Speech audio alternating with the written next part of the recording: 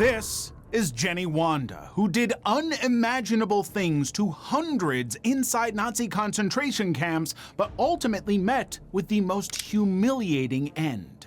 So, what turned an aspiring actress into a ruthless mass murderer? Was it poverty, the broken country she grew up in, or the rise of fascism? Jenny was born on May 30th, 1922 in Hamburg, Germany, into a world already reeling from the aftermath of World War I. The country was in ruins after the Treaty of Versailles. It was forced to pay heavy war debts and accept full blame for the war. Belonging to a working-class family, Jenny grew up seeing long lines at food banks, streets filled with the homeless, and people scavenging just to survive another winter. But when she was only 10, the Nazi Party's rise changed everything. Adolf Hitler had taken power, and with him came a new kind of control. Even schools weren't for education anymore. They became part of a regime.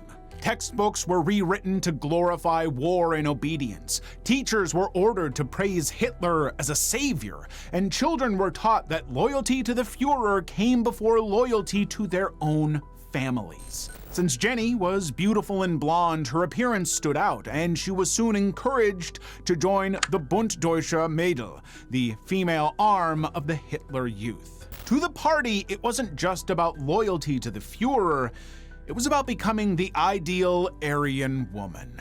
To serve, obey, and take pride in their German heritage. However, Jenny didn't want to formally join the League. She was never interested in violence or war. On the contrary, she dreamt of fame, of escaping her working-class roots and becoming more than just a tool for control. Jenny aspired to become a model or actress. Her striking looks often earned her compliments, fueling her ambitions. However, in a war-stricken land, dreams rarely thrive. To Nazi Germany, beauty was more dangerous than most weapons, especially when used strategically. As the war raged on, Jenny's dreams slowly began withering with the world around her. By the time she turned 16, Germany witnessed the horrors of Kristallnacht, the night of broken glass, a violent state-sponsored attack against Jews across Nazi Germany and Austria. During those hellish 2 nights, synagogues were burned, Jewish homes, shops, and schools were broken into and robbed, and more than 100 Jews were brutally killed. Jenny, like many others, did nothing. Not out of malice, but because loyalty to the Führer had replaced any moral compass. For her, it was another step into a world where to survive, you either had to be the one with power or the one surrendering to it. Germany had yet to face its harshest challenge. In 1939, Hitler invaded Poland with a singular goal: to seize land and crush its people, enforcing Nazi domination. However, his insatiable greed triggered World War II, a devastating global conflict that saw nations locked in violent battles across Europe, Asia, and Africa. Men were drafted into the military and sent to fight on distant battlefronts, but millions never made it back home. Therefore, women left behind were expected to fill the gaps, to keep the country running even as it burned. But how did ordinary people like Jenny survive a war that tore the world apart? With minimal education and fewer opportunities, she was forced to take on menial work, shopping mart shifts and office jobs just like thousands of other women her age. However, when Hamburg, her home city, became the main target for Allied bombing, the last bit of her ambitions died out. Whole neighborhoods destroyed, entire families wiped out overnight. Her childhood, her dreams of fame, and even the safety of her family now seemed distant. The only goal she could afford was survival. Amidst the smoldering ruins, her loyalty to the Führer became her only shield. As the war escalated, so did her obedience to the regime's call. What Jenny didn't know was that the war took another crucial thing from her: her choice. The Nazis began demanding more from women, requiring them to contribute to the war effort and forcing them into factories and service sector jobs. In 1944, the very system that had ruined her dreams offered something new.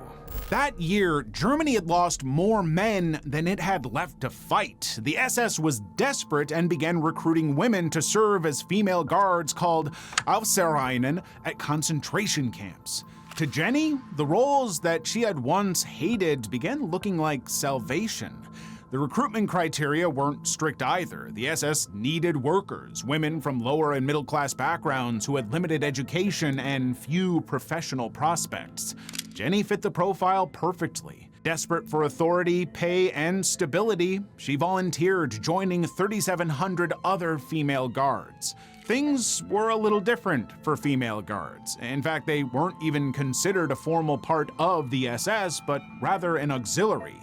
On the surface, the Nazi propaganda framed these roles as a way to empower women, but in reality, it was just a way to exploit their economic and social vulnerabilities. Jenny underwent training at Ravensbrück, the private camp for female SS guards located north of Berlin.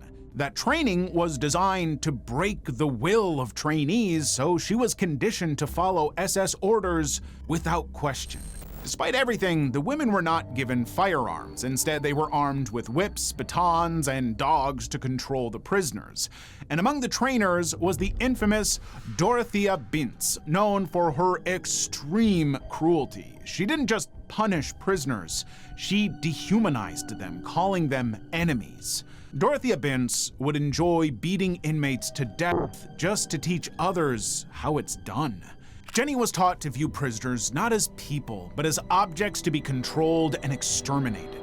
And after 6 weeks of strict training, she was fully prepared for the Nazi regime. Jenny was assigned to the SK3 women's subcamp at Stutthof near Gdańsk, Poland. And once she entered the camp, it was a different world, one she had only heard of in the rumors around the town.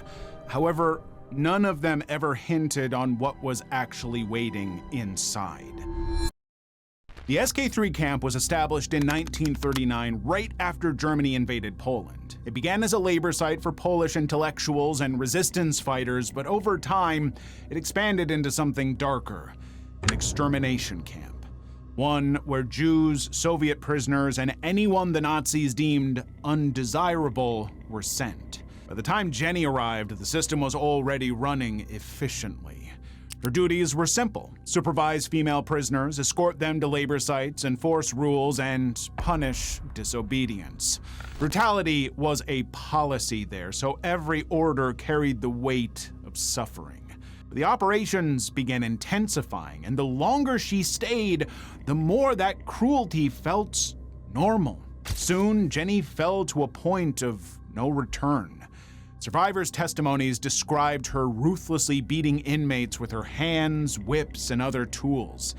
At first, she used to punish those who made mistakes, but after a while, she began picking up prisoners randomly just to beat them to death. Amidst the gray walls, one of Jenny's goals came true. She became renowned, but not for the reasons she had once chased. People called her the Beautiful Spectre, for the haunting contrast between her looks and her savagery. And Mad Jenny for the way she laughed while beating prisoners to death. They would tremble from the mere sound of her heels against the floor. However, the scale of her atrocities wasn't just limited to the beatings. She also actively participated in selections, deciding who would live and who would die. Anyone weak, sick, unproductive, or simply not to her liking was sent to the horrifying gas chambers. Inside them, prisoners were locked and sprayed with Zyklon B, a cyanide-based pesticide, as if they were bugs. Within minutes, agonizing screams would fill the entire space, followed by a deathly silence. Each batch in the gas chamber meant 2,000 deaths at once. However, what truly makes her beyond disturbing is that she never spared children. By her own hands, hundreds died, and this very ruthlessness made Jenny an active cog in the Nazi extermination machine. Those who didn't die weren't spared either. They had to face extreme mental and physical torture at her hands. Every step was like walking on eggshells. One slip, and it could be a death sentence. But power in the Third Reich never lasted long. Only 6 months after Jenny's recruitment, the Nazi Empire began to crumble. Soviet forces were advancing from the east, tearing through German lines and liberating Nazi-occupied territories one by one. So in January 1945, the SS hastily ordered mass evacuations from Stutthof to cover their tracks. Tens of thousands of prisoners were forced to walk 80 miles through the freezing January snow with no food and no rest. Most collapsed, and the moment they fell, they were shot. About 5,000 prisoners were driven to the Baltic Sea coast, forced into the icy waters, and machine-gunned. The guards called it cleaning the camp, but history remembers it as the Death March. But before the camp could be entirely cleared, what Nazis feared the most had finally happened. On May 9, 1945, Soviet forces barged in while many of the Stutthof prisoners were still trapped inside. Their physical state was enough to tell the story of all the atrocities they had suffered. The area was littered with scattered clothes, abandoned belongings, and remains of the gas chamber that was demolished in a last-ditch effort to conceal evidence. That Soviet raid marked the end of the camp's operations and the beginning of efforts to bring its perpetrators to justice. However, like many war criminals, Jenny had already fled Stutthof and sought refuge in Gdańsk. To blend into the civilian population, she cut her hair and even obtained a new identity, but she forgot one thing. How could anyone forget a face so charming? The very feature she had relied on all her life now betrayed her. Survivors from Stutthof recognized her in a crowd and alerted the authorities. Within days, Jenny Barkmann, the beautiful specter, was arrested at a train station in Gdańsk, and her capture marked a significant development in the post-war efforts to hold Nazi war criminals accountable, even if they had only served for months. In 1946, Jenny was put on trial during the first Stutthof proceedings. She stood alongside 13 other defendants, 6 female guards, 1 male officer, and 6 Polish capos. Among all of them, Jenny's role was central to the proceedings because, even as a guard, she had a long list of crimes tied to her name. The trial ran from April 25th to May 30th, and survivors provided detailed testimonies of all her atrocities, describing how she personally killed prisoners and selected many for execution. However, what shocked everyone even more than the crimes was her demeanor. She reportedly giggled, flirted with guards, styled her hair daily, and even adjusted her hairstyle while recounting murders. The Jenny who once hated violence now stood mocking those she killed. Even her lawyer admitted guilt for all the charges, but argued for leniency on the grounds of mental illness, claiming no sane person could have committed such acts. I'm kind of inclined to agree. However, the court saw through it. They found no insanity. Her actions were her own, shaped by a system that rewarded evil. Jenny was ultimately sentenced to death by hanging. And to the verdict, her only response was, "Life is indeed a pleasure, and pleasures are usually short." On July 4th, 1946, Jenny, along with 10 other convicts, was publicly executed by short drop hanging on Biskupia Gorka Hill near Gdańsk. In a bitter irony, those who had suffered under her volunteered to see her face justice. Even in death, the monstrous scales of her crimes left no room for honor.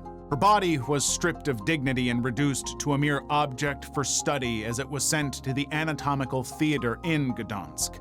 Later, it was buried in an unmarked mass grave. The person who had caused so much suffering was finally erased from the world. If you love deep diving into history's most bizarre characters, you'd love our video about Rudolf Hess, the man who created Auschwitz, orchestrating millions of deaths. but he met a bitterly ironic end.